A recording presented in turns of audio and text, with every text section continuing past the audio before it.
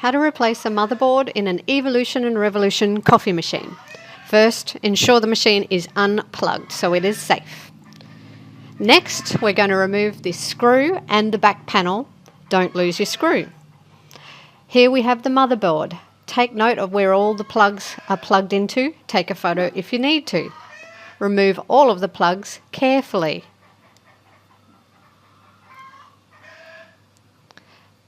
Let's loosen up these clips that hold the board in. Use your fingernails or a gentle screwdriver pressure. There are 4 lugs to remove. Once you've removed the damaged board, return it to be repaired at the workshop. Give this a quick wipe over with a wet cloth. Place the new motherboard in. Ensure all 4 corner clips are secure. Connect all the connections into the right connections. Put the back panel on and screw it shut. Test the machine that it's working.